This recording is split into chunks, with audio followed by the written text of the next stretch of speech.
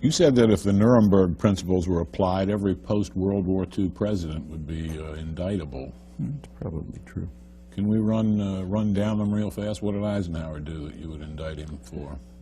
Eisenhower overthrew the conservative nationalist government of Iran with a military coup.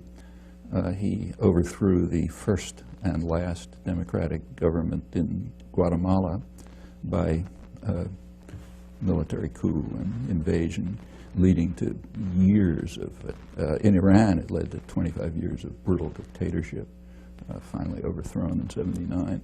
In Guatemala it led to massive atrocities, which are still continuing. That's after almost 50 years.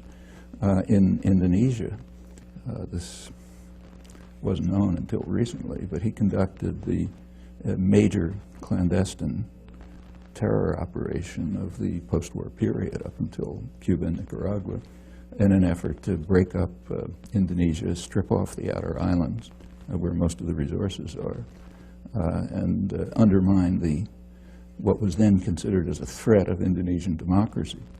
Indonesia was too free and open. It was allowing a political party of the poor to participate. They were gaining a lot of ground, so that Eisenhower supported and helped instigate a military rebellion in the outer islands.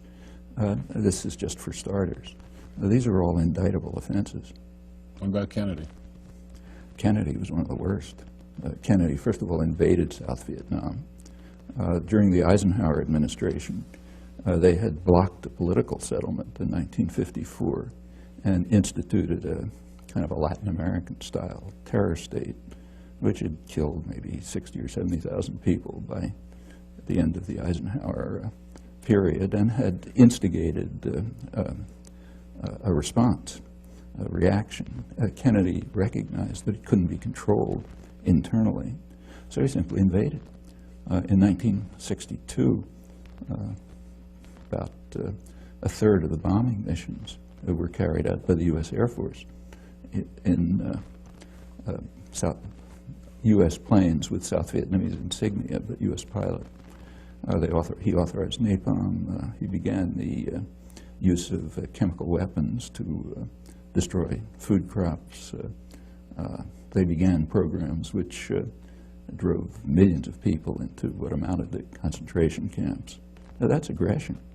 In the case of Cuba, it was just a massive campaign of international terrorism, which almost led to the destruction of the world, led to the missile crisis. And we can continue.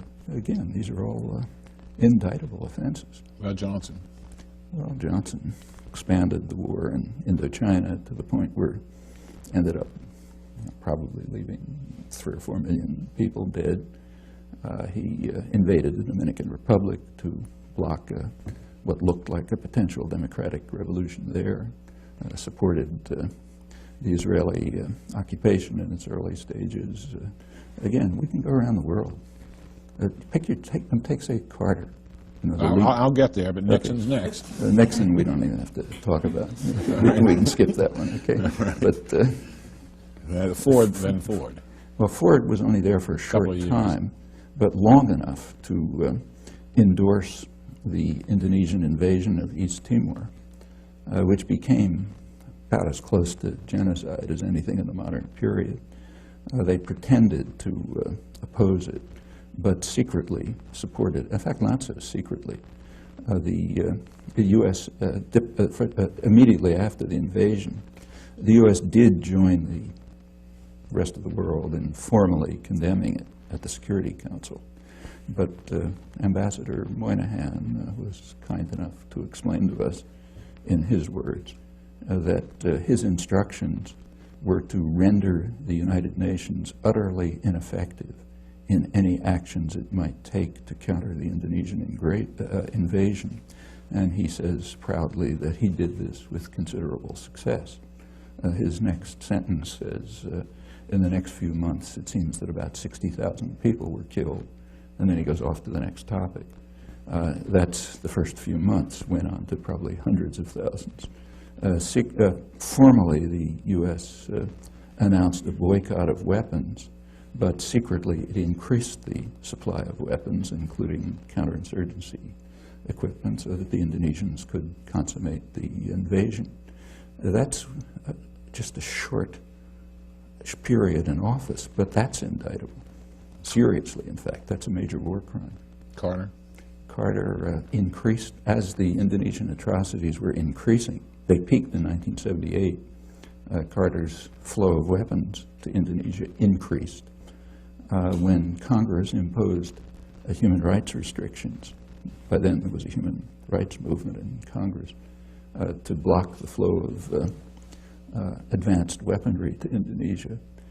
Carter arranged through Mondale, vice president, to get Israel to send U.S. Skyhawks to Indonesia to enable Indonesia to complete what turned out to be near genocide, killing maybe a quarter of the population or something. In the Middle East, Carter just won the Nobel Prize. His great achievement was the Camp David agreements. The Camp David agreements are presented as a diplomatic triumph for the United States. In fact, they were a diplomatic catastrophe. At Camp David, the United States and Israel accepted, finally, Egypt's 1971 offer, which they had then, U.S. had rejected at the time, except that now it was worse from the U.S.-Israeli point of view because it included the Palestinians.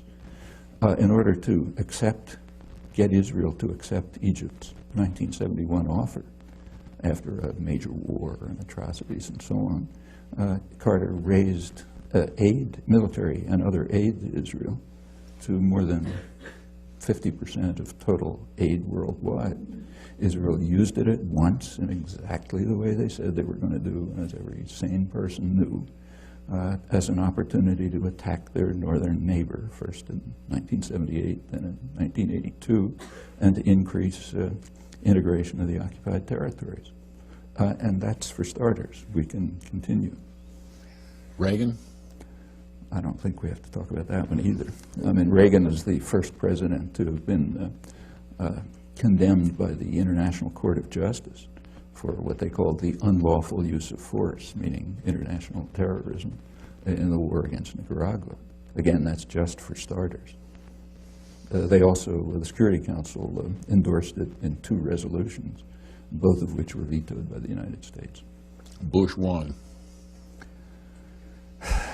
Well, we can begin with the invasion of Panama. The invasion of Panama, which, according to the Panamanians, killed about 3,000 people, since it's never investigated. We don't know if that's true or not. This was done in order to kidnap a disobedient thug who had been supported by the United States right through his worst atrocities. Noriega, who was brought to Florida and tried for crimes that he committed mostly on the CIA payroll. Okay, that's aggression.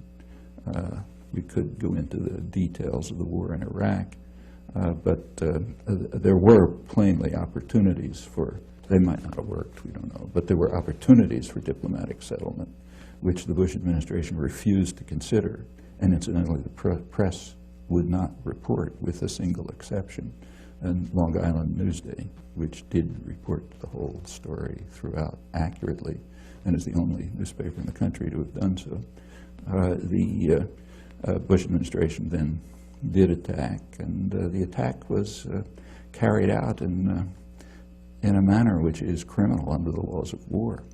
They attacked infrastructure. I mean, if you attack New York City and you destroy the electrical system, the power system, the sewage systems, and so on, that amounts to biological warfare, and that's the nature of the attack. Then came a sanctions regime, which it's mostly Clinton, but began with Bush, which is, by conservative estimates, killed hundreds of thousands of people while strengthening Saddam Hussein.